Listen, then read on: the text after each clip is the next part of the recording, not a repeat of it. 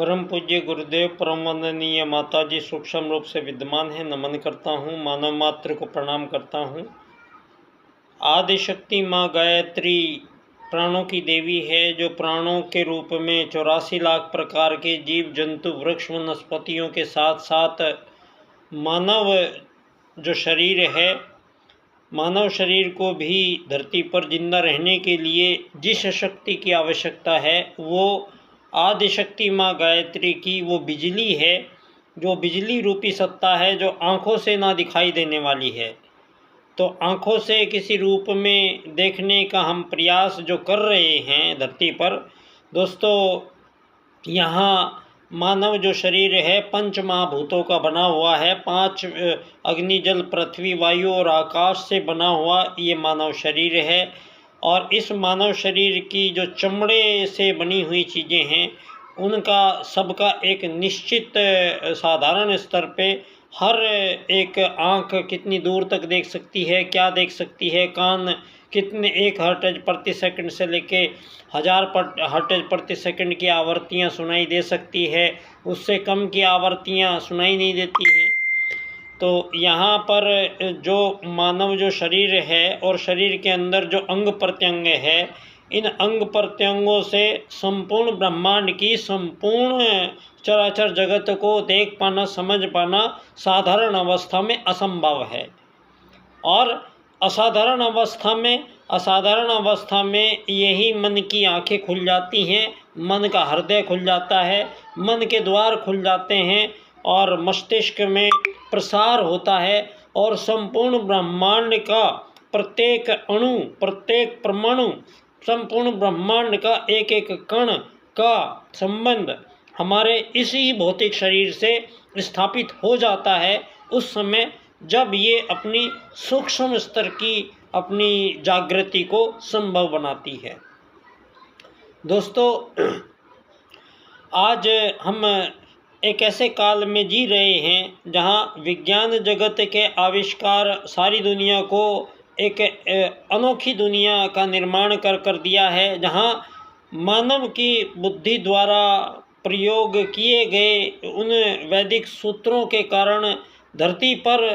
भौतिक पदार्थों का जो आविष्कार आविर्भाव हुआ है, ये भौतिक पदार्थों का आविष्कार और आविर्भाव ये पिछले 2500 वर्षों में जो धरती पर संपन्न हुआ है, जिसमें मुख्यतः रेडियो है, टेलीविज़न है, मोबाइल है, घड़ी है, गाड़ियां हैं, हवाई जहाज़ है, ये जो सब संसाधन यहाँ आज धरती पर उपलब्ध दिखाई देते हैं, विगत 1000 वर्षों में यहाँ इन चीज़ों को आविष्कार करना बताया गया है। और इन 1000 वर्षों के इन संपूर्ण आविष्कारों का निर्माण करता ये पश्चिम जगत है, ऐसा इन लोगों ने हमें सारी दुनिया को बताया है। और इस पश्चिम जगत ने इन प्रत्येक वैज्ञानिक आविष्कारों का जो पेटेंट लिया है और पेटेंट लगा के जो सारी दुनिया में एकाधिकार उन पर किया है, और सारी दुनिया को फिर ये धन आधारित जीवन पद्धति का निर्माण जो पूंजीवाद के कारण धरती पर मानवों के बीच पश्चिम के द्वारा जो लाया गया है, उसको, उस पूंजीवाद को एज इट इज 1000 वर्षों के शासनकाल में मानव जाति पर थोपने के लिए जिस राजनीतिक प्रणाली और पद्धति का यूज़ किया गया है, वो राजनीतिक प्रणाली यहाँ पर सनातन नहीं है। इस बात का खुलासा पहली बार धरती पर पंडित दीनदयाल उपाध्याय जी ने किया है और स्पष्ट किया है कि ये सनातन भारत में जो आज आप कह रहे हैं कि वायुयान का आविष्कार ब्रदर्स ने किया है और चार्ल्स डार्विनवाद के अनुसार मछली बंदर से होते हुए इंसान बने हैं और मानव को कुछ नहीं आता था, जंगल में रहता था, खाना जानवरों को मारकर खाता था, कपड़े नहीं पहनता था, पहिया उसको बनाना नहीं आता था। इस प्रकार की जो ये ज्ञान और विज्ञान इस भौतिक जगत में इन पिछले 2500 वर्षों में धरती पर प्रसारित और प्रचारित की गई है,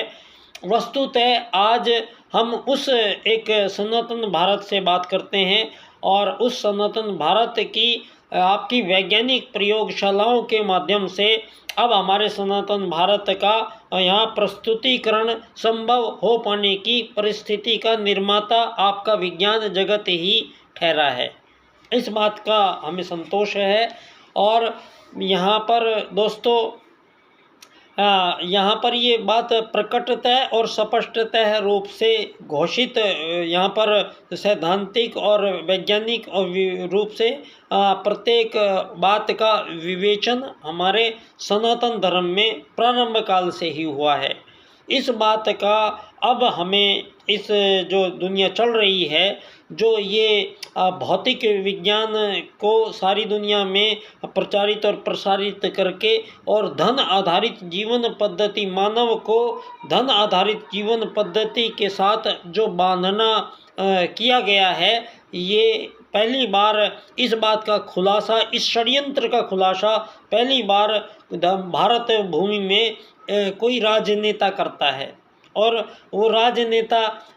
दोस्तों एक ऐसे राजनेता हुए जिनके पूरे जीवन काल के द्वारा, उनके द्वारा किए गए संपूर्ण वैज्ञानिक जो राजनीतिक आविष्कार उन्होंने किए हैं, उन पर आज कोई भी मानव चिंतन करना नहीं चाहता है, उनके बारे में कोई चर्चा करना नहीं चाहता है।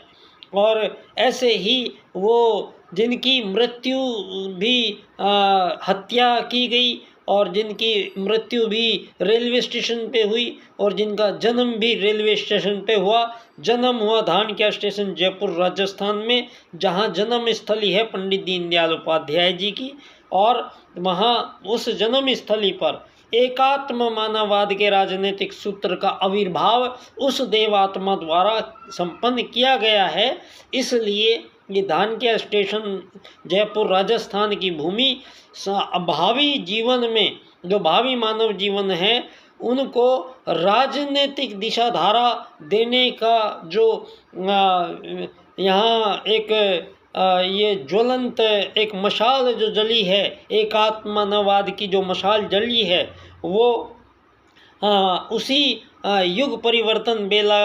में हुई है और उसी युग निर्माण योजना के अंतर्गत हुई है। और धन आधारित जीवन पद्धति का संपूर्ण रूप से धरती पर समापन करते हुए पंडित दीनदयाल उपाध्याय जी अपने 4 राजनीतिक महत्वपूर्ण सूत्रों में से अर्थायाम का राजनीतिक सूत्र प्रस्तुत करते हुए, और ये क्लियर हुई है बात कि धरती पर यहाँ लाखों करोड़ों वर्षों से जो मानवों के बीच वस्तु विनिमय होते रहे हैं या कोई सेवा सहायता दी जाती रही है, उसके बदले में कोई लेन देन का प्रावधान यहाँ 2 वैदिक सूत्र संपूर्ण चराचर जगत में संपूर्ण जीवों को उस परमात्मा सत्ता ने दिए हैं। आत्मवत सर्वभूतेषु और वसुधैव कुटुंबकम, दोनों ही वैदिक सूत्र यहाँ चिड़िया, तोते, हाथी, कबूतर, शेर, बंदर सभी जीवों को इन्हीं 2 वैदिक सूत्रों से अपना जीवन इस धरती पर गुजारने का प्रावधान उस परम सत्ता परमात्मा ने किया है। पहली बार इन पिछले विगत 2500 वर्षों में ही मानव जीवन को भ्रमित किया गया है और संपूर्ण भ्रमों का जो आमंत्रण हुआ है, वो मानव के आगमन के संबंध में भ्रांतिपूर्ण, त्रुटिपूर्ण यहाँ जो विवेचन हुए हैं, वो वैज्ञानिक रूप से यहाँ डार्विन और चार्ल्सवाद के रूप में जो सारी धरती के मानवों को भरमाया गया है, ये मानवीय चिंतन पैदा किया गया है पश्चिम के द्वारा। इस बात का खुलासा पंडित दीनदयाल उपाध्याय जी अपने अर्थायाम आधारित एकात्म मानववाद के राजनीतिक सिद्धांत में करते हुए स्पष्ट करते हैं कि संपूर्ण जीवों की प्रजातियां आत्मत सर्वभूतेषु के सूत्र के अनुसार किसी भी एक ही प्रजाति के जीवों में किसी भी प्रकार की भिन्नता, विभेदता, विभाजन उस सूत्रों को, उस परम सत्ता परमात्मा को स्वीकार नहीं है। तो धरती पर पिछले 2500 वर्षों में जो मानवों के बीच ये अमीर गरीब मालिक नौकर का जो ये जंजाल फैलाया गया है, ये कोई परमात्मा सत्ता का प्रावधान नहीं है। और हमारे इस वैदिक जीवन दर्शन का ये कोई भी प्रावधान नहीं किया गया है। ये संपूर्ण प्रावधान जो धरती पर आए हैं हमारे उस वैदिक धर्म को, हमारे उस वैदिक संस्कृति को, हमारे उस वैदिक मूल्यों को तिरस्कार करते हुए पिछले 2500 वर्षों में मानव जाति को भ्रमित कर और मछली बंदर से होते हुए इंसान के आगमन की दास्तान सुनाई गई है। अब ये दास्तान आपका विज्ञान ही 7000 वर्ष पूर्व इसी भारत भूमि में भगवान श्री राम के आगमन की पुष्टि आपका नासा करता है और भगवान श्री राम के द्वारा बनाया गया श्री राम सेतु पुल का चित्र सारी दुनिया के सम्मुख प्रस्तुत किया गया है। तो अब जो मानवीय जीवन के आगमन के संबंध में जो यहाँ त्रुटियाँ हुई हैं इसका मतलब अब भगवान श्री राम ही बताएंगे कि धरती पर मानव जीवन का आगमन मनु से हुआ है, उसी सनातन भारत से हुआ है। धरती पर आज जितने भी मानव, चाहे वो कोई भी भाषा बोलते हो, चाहे वो कोई भी धर्म को अपनाते हो, चाहे वो कोई भी खाना खाते हो, चाहे वो कोई भी वस्त्र पहनते हो, आज सारी दुनिया में सारे मानव इन आज़ादी गुलामी अमीर गरीब के फेर में पड़कर सारी मानव जाति आपस में ही युद्ध, शोषण, वध, हत्याओं के लंबे सिलसिले में फंसी हुई है। अब इस सारी मानव जाति को पुनः सतयुग की वापसी, जो महाकाल सत्ता का अवतरण धरती पर हुआ है, जो प्रज्ञा अवतार आए हैं, जो दशम अवतार आए हैं, वो सारी धरती के मानवों के अंदर चलने वाली जो विचार प्रक्रिया है, इस विचार प्रक्रिया का पुनः संशोधन समाधान किया गया है। संपूर्ण 8 अरब लोग रहते हैं धरती पर। इन 8 अरब लोगों को धरती का बराबर एक यात्री मानते हुए, सारी मानव जाति को एक समान यात्री मानते हुए, सारी मानव जाति को एक समान आत्मा मानते हुए पुनः राजनीति का निर्धारण विश्व में भारत की ओर से उसी सनातन धर्म से पुनः किया गया है। और ये पराक्रम भरा काम पहली बार धरती पर सतयुग के बाद मनु धरती के प्रथम राजा थे, जिन्होंने मनुवाद, पहला राजनीतिक दर्शन सारी दुनिया के सम्मुख प्रस्तुत किया था, जिसमें मानव जीवन के पहचान से लेके मानव जीवन के संपूर्ण लक्ष्यों के निर्धारण कर्ता के रूप में हमारे आदि पूर्वज प्रथम मानव उन आर्यों के द्वारा प्रथम राजनीति सारे विश्व के सम्मुख प्रस्तुत की गई। और प्रथम राजनीति 3 चुनावों से संपन्न हुई आर्यों में, जिनमें प्रथम चुनाव धर्म या अधर्म में से एक का चुनाव था, दूसरा चुनाव राजकता या अराजकता में से एक का चुनाव था, तीसरा चुनाव नीति या अनीति में से एक का चुनाव था।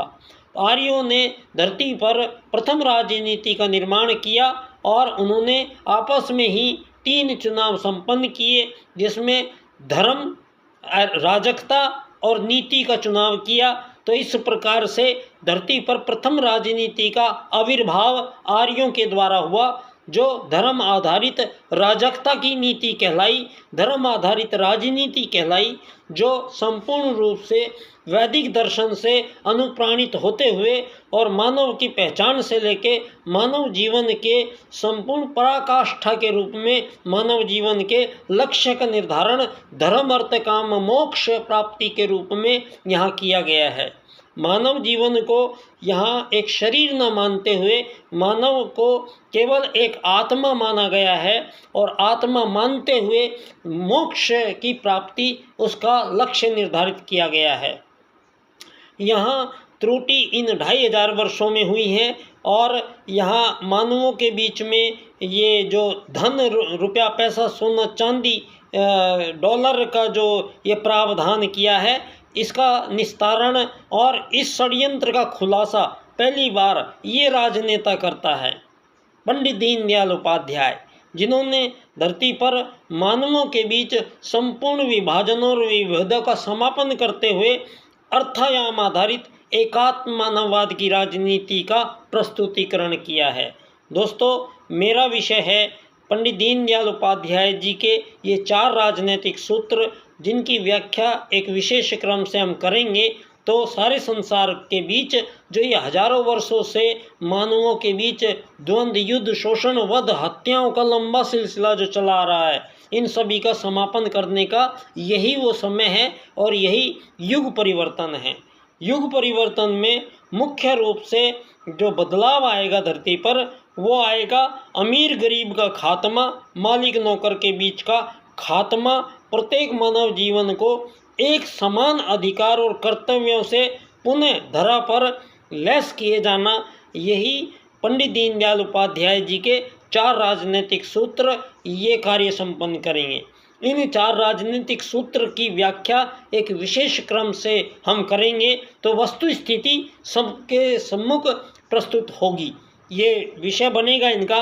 आर्थिक लोकतंत्र द्वारा अर्थायाम आधारित एकात्म मानववाद की स्थापना से अंत्योदय की प्राप्ति जब हम कर लेंगे तो सारे संसार के बीच जो ये हजारों सालों से युद्ध, शोषण, वध, हत्याएं चल रही हैं, इन सब का समापन इन्हीं सूत्रों के द्वारा संभव होगा। दोस्तों, मेरा विषय है एकात्म मानववाद एवं समग्र व संपूर्ण वैश्वीकरणवाद। जब हम इस विधि से राजनीति अगर दुनिया में हम करते हैं तो सारे संसार के बीच जो ये अमीर गरीब, मालिक नौकर के जो ये भेद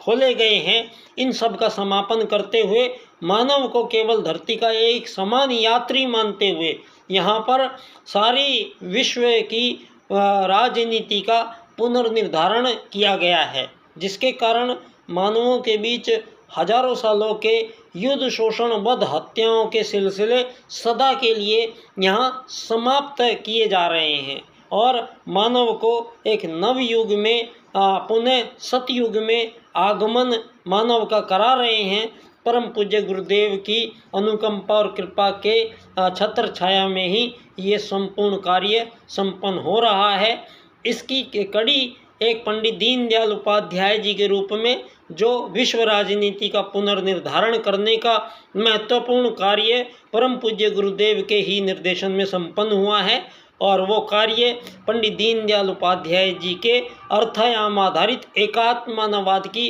राजनीति विश्व में स्थापित करने से सारी मानव जाति के बीच संपूर्ण प्रकार के विभेद, विभाजन, युद्ध, शोषण, वध, हत्याओं का समापन निश्चित तौर पे होगा। ये हो चुका है कार्य और इस कार्य में हम लोग लगे हुए हैं और हमारा ये सौभाग्य है कि हमें भी यत्किंचित रोल निभाने का मौका मिला है। दोस्तों, पंडित दीनदयाल उपाध्याय जी की जन्मस्थली धानक्या स्टेशन जयपुर राजस्थान से बच्चा डॉक्टर की ओर से पुनः परम पूज्य गुरुदेव को वचन दिया हुआ पुनः दोहराया जा रहा है। युग परिवर्तन हम करके रहेंगे और युग परिवर्तन से कम हम मानेंगे नहीं और धरती पर हजारों वर्षों की मानवीय त्रुटियों को संपूर्ण ठीक करने का जो प्रावधान जो ये युग परिवर्तन के रूप में चल रहा है, इसकी कड़ी के रूप में ये हमारा सौभाग्य है। हमें कुछ यत्किंचित अवसर मिला है इस युग परिवर्तन में अपनी भूमिका निभाने का। तो बहुत बहुत धन्यवाद। बच्चा डॉक्टर की ओर से एक नए संसार की शुभकामनाएं।